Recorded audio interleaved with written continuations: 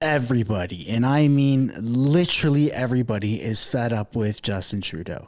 Canadian citizens, as we've just recently seen, even India is fed up with him, right? The Indian news, the leaders of India, everybody, even Justin Trudeau's own plane and his ex-wife are fed up with him. It doesn't end there. You have other party leaders that are fed up with Justin Trudeau, obviously the Conservative Party.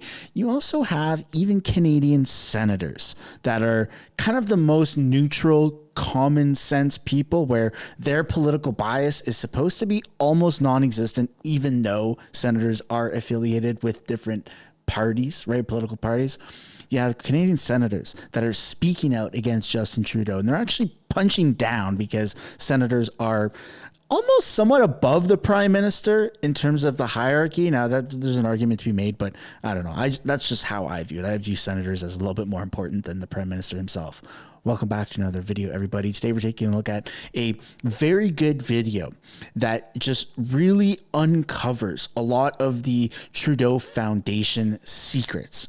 And this is a Canadian senator, mind you, who's posted this video. This is absolutely insane. So before we get into it, I encourage you to give a like, share this video to Facebook, show your friends that the truth is real and that it's uncomfortable, but you know, people have to wake up and they have to realize Justin Trudeau is extremely corrupt. So share it on Facebook, share it to Facebook group, share it to your friends, whatever you got to do.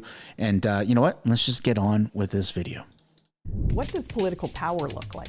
Think about it. There's enormous opportunity and enormous potential in that realization. If you could see political power, it would be this brown, unassuming building on a downtown street in Ottawa.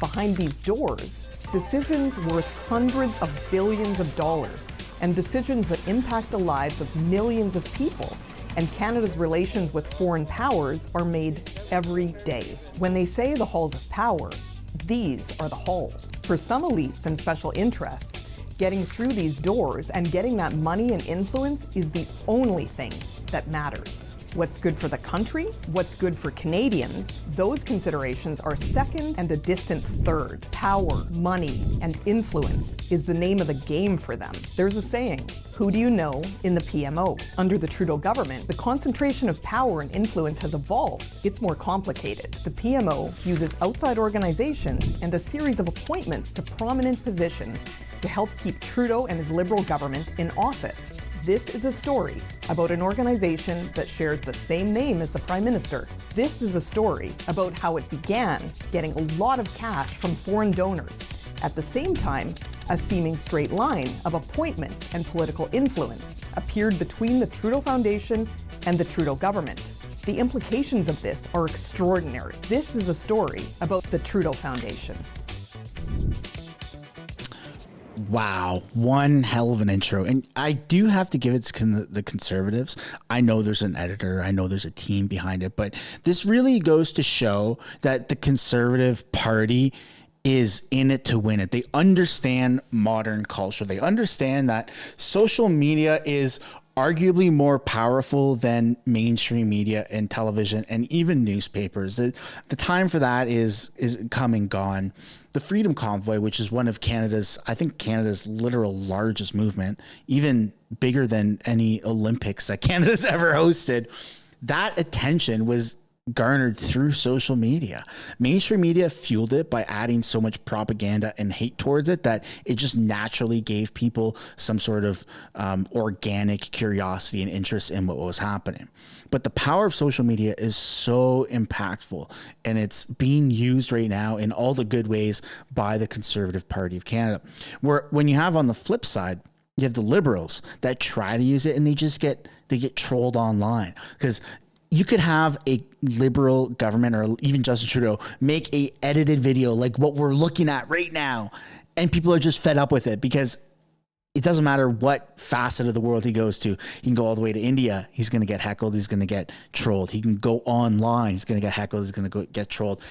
In Canada, he gets heckled. He gets trolled. So social media is a very powerful tool right now, and I think the Conservatives are really doing a great job of utilizing it. That's kind of my point of this. As I thought about this, I began to realize the way that this is organized. Influence, political cover, money, and positions.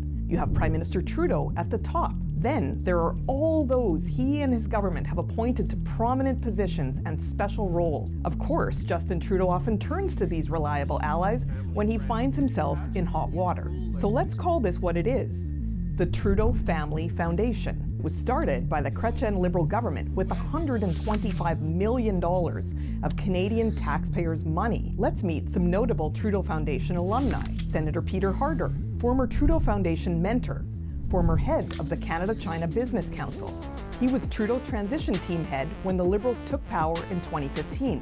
Then, Trudeau made him his first Senate government leader. Huguette Labelle, former Trudeau Foundation mentor. Trudeau named her chair of the advisory board for Senate appointments. Anne McClellan, Trudeau appointed her to report on the SNC-Lavalin scandal. Trudeau Foundation mentor. David Johnston, Trudeau named him special rapporteur. Longtime for friend. Election interference. Ski buddy. Not and need not be a separate formal public inquiry. Senators Francis Lankin, Rene Dupuis, Patricia Bovey, Michelle Audette, and Senator Patty Levelcane-Benson, the new Senate government deputy leader, all Trudeau Foundation alumni. The list goes on and on. The Liberal... Oh my God. Do you understand how severe this is? This is worse than I thought. I mean, this is a Canadian senator, by the way, right? Who is just blowing the lid off of this Trudeau Foundation and the scandals and just uncovering all of their secrets.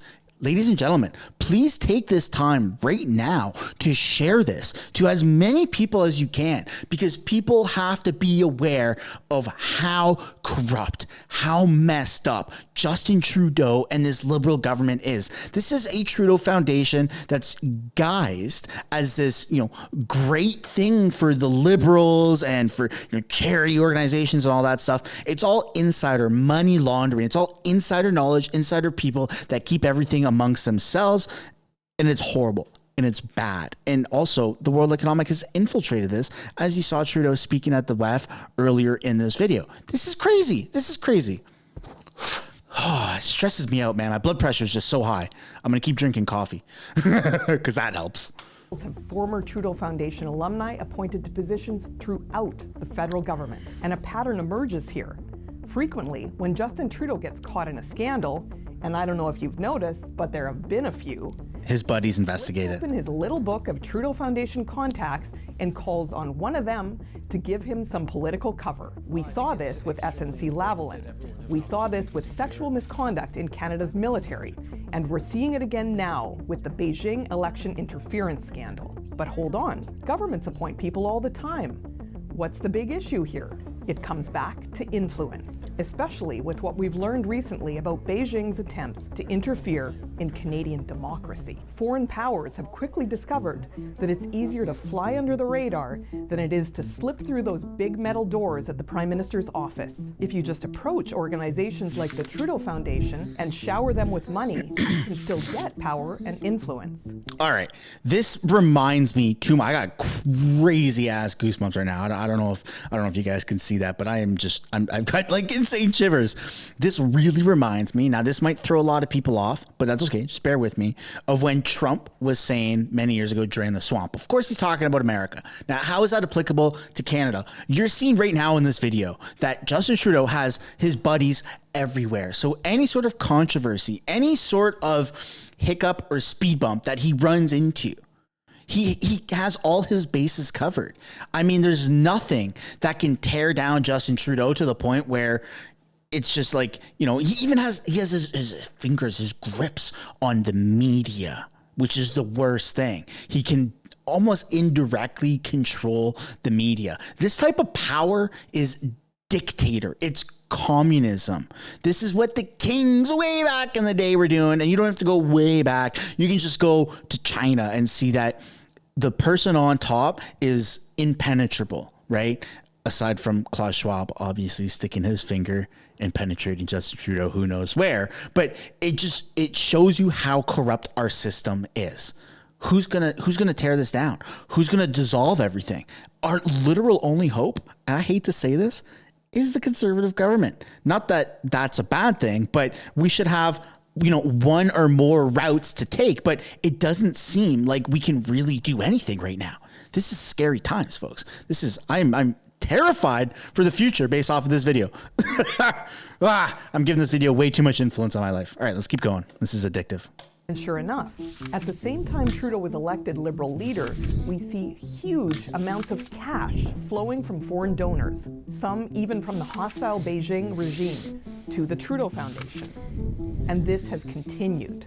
We've seen a stunning amount of waffling and inaction by the Trudeau government on many issues concerning the Communist Chinese regime's relations with Canada. Police stations operated by the Beijing dictatorship on Canadian soil. The Trudeau government refused to ban Huawei for years. Only after our closest allies applied extraordinary pressure did they reverse that decision. Trudeau and his Liberal cabinet refused to stand up in the House of Commons and vote for the motion condemning Beijing's genocide of its Uyghur people. Well, the House... It feels like Trudeau is always one step ahead.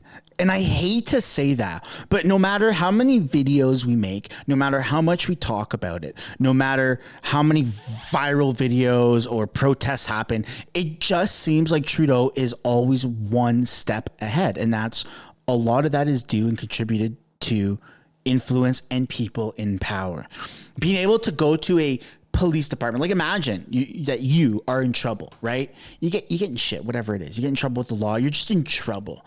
And one of your best friends, one of your best mates is like the head of all policing departments in Canada, okay? That doesn't really exist, but let's just pretend in this scenario that does. You're in trouble. Everyone's like, hey, wow, you're a horrible person. And then you just go to your buddy and be like, hey, mate, I need some help, man. You got to fix this, all right? Soften the blow a little bit.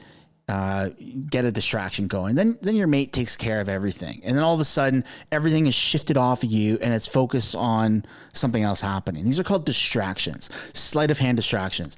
And I sound just to myself right now, I feel like I'm saying some conspiracy theory, wacky words, and it's really messing with my head because it feels like we're living in a movie plot. It really feels like we're living in some sort of rebellion versus the Empire plot of Star Wars, but in real life. And the reality is, it's not in my head. It really is that way. Justin Trudeau has this reigning amount of influence and power over every single department across Canada, except for, it seems like, the Conservatives. You have Danielle Smith, who's been extremely vocal and doesn't seem to be influenced at all by Justin Trudeau. She actually stands up and fights back. So great for Alberta.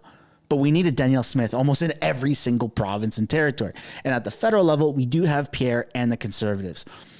It's scary times, folks, because if we're up to Justin Trudeau, he could just snap his fingers and make everything disappear. But let's hope it doesn't come to that because we have a chance of getting out of this, going through the proper process. We really do. House of Commons voted overwhelmingly 266-0 to call China's treatment of the Uyghur population, the Muslim minority in Western China, a genocide. But the Liberal cabinet, including the Prime Minister, they didn't just abstain, they didn't even show up for the vote. We even know that a Canadian member of Parliament's family faced threats from the communist regime for him proposing the Uyghur genocide motion. It is clearer every day that the Beijing regime actively influenced the last two Canadian elections. Trudeau was advised about it and did nothing. Justin Trudeau once again turned to his Trudeau Foundation contacts to help manage his way out of this mess. He tapped former Trudeau Foundation CEO Morris Rosenberg to report on foreign interference in the 2019 and 2021 elections. He concluded, nothing to see here. Both national security committees, NSICOP and NSIRA, tasked by Trudeau to study foreign election interference, contain Trudeau Foundation alumni. And remember David Johnston? Justin Trudeau appointed him to decide if there should be a public inquiry into Beijing election interference. And he decided that we won't have a public inquiry dealing with Beijing election interference. Shocker. But there should not and need not be a separate formal public inquiry. So corrupt. We have to stop and take stock of this. How did this happen? How much does Trudeau interact with the Trudeau Foundation? He's claimed zero. The Prime Minister says there are no links between him and the Trudeau Foundation, completely separate. He's even covered his tracks, man. this guy is just one step ahead of everybody. He's covered his tracks. You can't link anything to him. It's just so frustrating. We all know, but it's not a closed case shut scenario yet. It's so frustrating. And any money coming from the communist regime in Beijing, he has no idea what anyone's talking about. The actual facts contradict these claims. Trudeau has deep connections with the Trudeau Foundation organization. It boasts his last name. His brother, Alexandre Trudeau, received a notorious Beijing donation and remains a Trudeau Foundation member. Justin Trudeau's government can appoint 6 Trudeau Foundation members and 2 directors to its board. The Trudeau Foundation even met with several Trudeau government deputy ministers within the PM's very office building. They got in the doors. And Justin Trudeau has appointed many Trudeau Foundation alumni to plum positions in his government. At the start of this video, I asked what political power looked like. I said probably the best example is the Prime Minister's office building in Ottawa. But it's probably I Trudeau. was wrong. Under Trudeau, political power isn't held within the halls of government or even in Ottawa. The path to power leads from Justin Trudeau's doorstep to an office in Montreal.